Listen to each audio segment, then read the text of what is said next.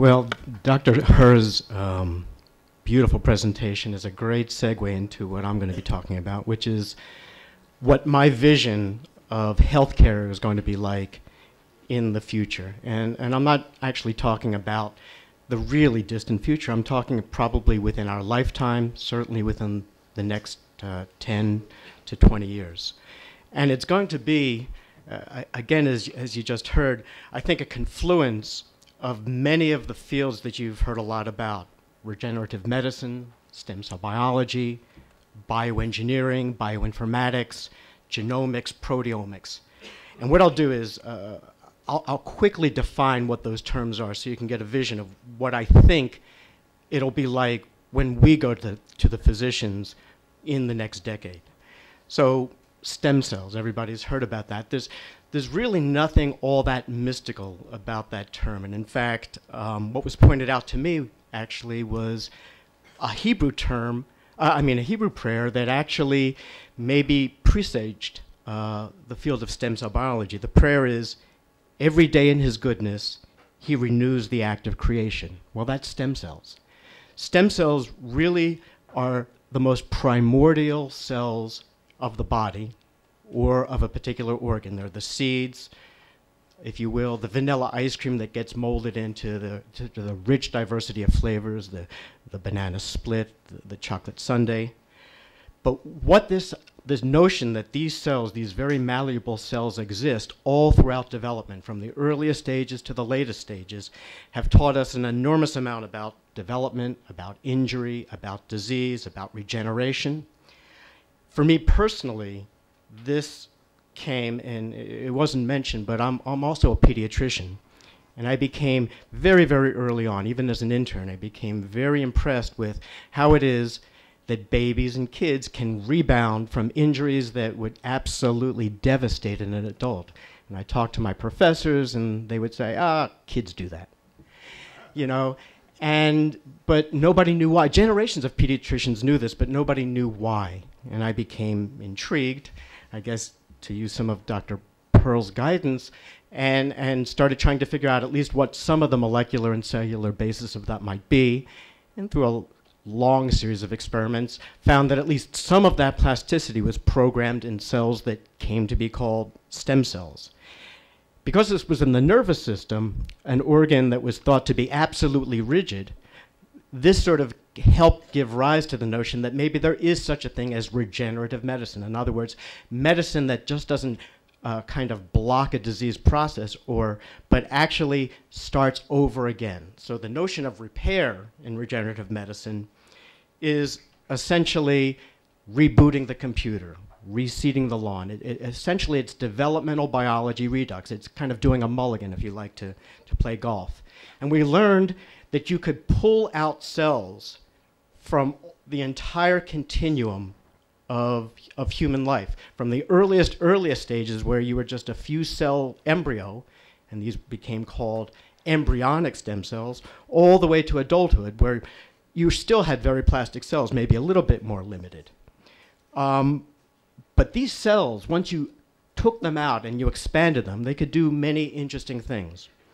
One, you could imagine that they could simply be things that you graft material. You heard a little bit about how that might work. You could do cell replacement or gene replacement, or use the cells to protect other cells or provide guidance.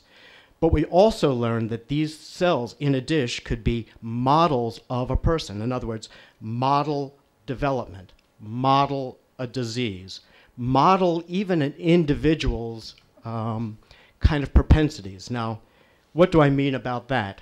And I should also mention that any of this absolutely demands that we not forget that we need to learn more about what the diseases are and more about development. I can be the best stem cell biologist in the world, but if you can't tell me what needs to be fixed, I'm absolutely helpless. We also know we need to be able to take these cells and instruct them. Some of these signals are inherent, some of them are not, and we have to know the difference and know how to do that. But if these are going to model an individual, what do I mean by that? Well, that's where we start getting into this notion of personalized medicine. It's the notion that you can take these cells from an individual. Maybe you could take the vascular, the blood vessel cells from the umbilical cord of a child that's been born, or even the blood, or even the skin, for example, from the foreskin. And we're learning that we can take these cells, not only grow them as skin cells, we can profile. So what we can do is we can profile everything that we need to know about the individual that is encoded in these cells. So we can look at their transcriptome. It's transcriptosome. Well, that means it's genes. Or it's epigenome. Well, that means how they're configured. Or we can look at their proteome. Well, that just means the proteins they make and how they signal. Or the metabolome, which simply means, well, how does the cell maintain its balance? And we can get a molecular fingerprint on that particular person. And everybody can have that banked aside. And you can, now this can not only give us a molecular fingerprint on normal individuals, but also on diseased individuals and various diseases, and not just genetic diseases, but maybe even sporadic diseases. And then we can do compare and contrasting. How did this particular gene function in a normal individual versus in a diseased individual, or vice versa? And then we can do screening of molecules and screening of drugs. And we can do this in a robotic, high-throughput manner, so that, one, we can figure out the mechanisms of disease and normal development. Maybe we can discover drug targets, unique drug targets, and then the drugs to attack those targets, to block a disease or make something go well. A lot of this involves being able to take the cells and send them down different pathways. Why is it that if there's a gene that's defective in every cell, like Huntington's disease, why is it a neurologic disease and not a kidney disease? Well, maybe we can understand that and study that. Can we figure out the cell in this individual, the stem cell, that will give rise to cancer when that person becomes an adult, and then block it? Or a particular cell that it will be vulnerable to something and then try to fix it or replace it, even in utero? Or a gene that's going to cause a problem and put in a better version of it as early on as possible. So if we put this all together, what do I see as what will happen in the next decade, let's say, as we seek healthcare? Well, a baby will be born, and we will get a sample of its blood vessels, because that'll give us a functional readout on the vasculature that affects everything. We'll probably also get a sample of the baby's blood. We'll also get a little sample of the skin and from the foreskin. That's an easy way, at least in Israel. And we will reprogram those skin cells to become these induced pluripotent cells, these stem-like cells. So we'll reprogram them. And then we'll profile them, and we'll figure out for this individual what diseases exist, what are the predispositions, and which drugs will or will not work in a particular kind of case. So now we'll have a fingerprint on the person, but we'll also have a personalized cell bank. And what will we do with that personalized cell bank? Well, first we will try to use them perhaps as graft material. In other words, push them step by step to become, in a very sequential, iterative fashion, the cell that this person may need at various points throughout its life. Maybe we'll figure out what gene to put in there. And the gene that we decide to put in there, whether it's a good gene to do something good or a toxic gene to block a cancer, will be tailored to that particular individual. But we'll also perhaps be able to make, as you heard before, some of these organs in a dish.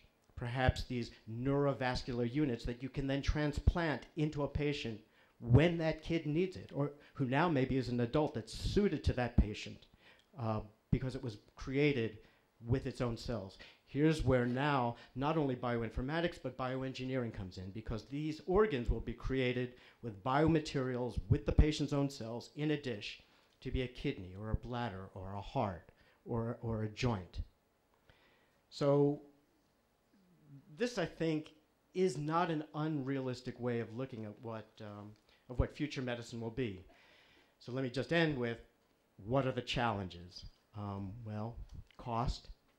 It's going to be expensive, but My own personal belief is that healthcare, and as you know, in our country, in the States, right now we're going through this enormous healthcare debate. My own personal belief is that healthcare is a right, not a privilege, that it's a service, not a commodity, and this should be available to everybody. It's going to require infrastructure.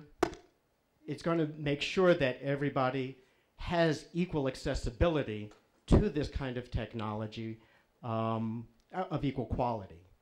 We're going to have to make sure that if we get this information, that we avoid misusing the information, knowing what things not to change. We have to protect confidentiality. In other words, we want to make sure that even as we get this information, that people are not stigmatized, that we don't impose psychological trauma. In other words, identify something that we do not have an answer for or a treatment for.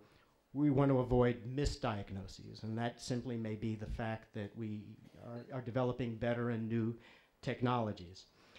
I have every confidence, however, that these socio-political problems, these issues, will be surmounted.